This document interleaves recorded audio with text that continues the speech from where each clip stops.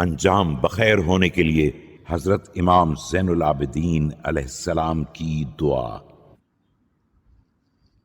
بسم اللہ الرحمن الرحیم۔ شروع نام سے اللہ کے جو بڑا مہربان نہایت رحم کرنے والا ہے۔ اے وہ پروردگار جس کا ذکر ذاکرین کے لیے شرف اور اس کا شکر شاکرین کے لیے وسیلہ کامیابی ہے، اور اس کی اطاعت گزاروں کے لیے نجات کا سامان ہے۔ محمد و آل محمد پر رحمت نازل فرما اور ہمارے دلوں کو تمام یادوں سے ہٹا کر صرف اپنی یاد میں لگا دے، اور ہماری زبانوں کو تمام شکریوں کے بجائے اپنے شکر میں مصروف کر دے،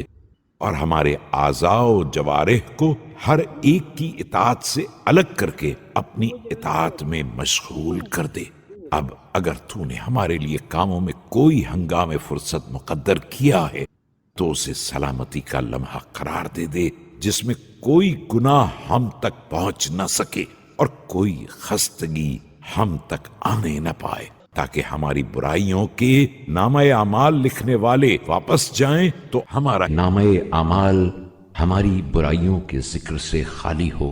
اور نیکیوں کو لکھنے والے فرشتے ہماری نیکیوں کو لکھ کر واپس ہوں تو اپنے لکھے پر خوش ہو کر جائیں۔ اور اگر ہماری زندگی کے دن گزر جائیں اور ہماری عمروں کی مدت تمام ہو جائے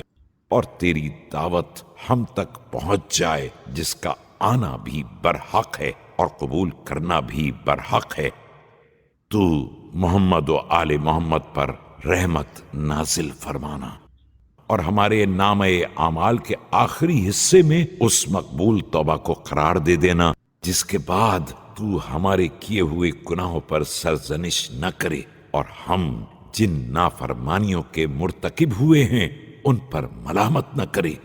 اور جس پردے کو تو نے ڈال رکھا ہے اسے سب کے سامنے اٹھا نہ دے۔ اس دن جب تمام بندوں کے اسرار منکشف ہو جائیں گے، بے شک تو اپنے پکارنے والوں پر مہربان ہے، اور اپنے آواز دینے والوں کی یہ آواز سننے والا ہے۔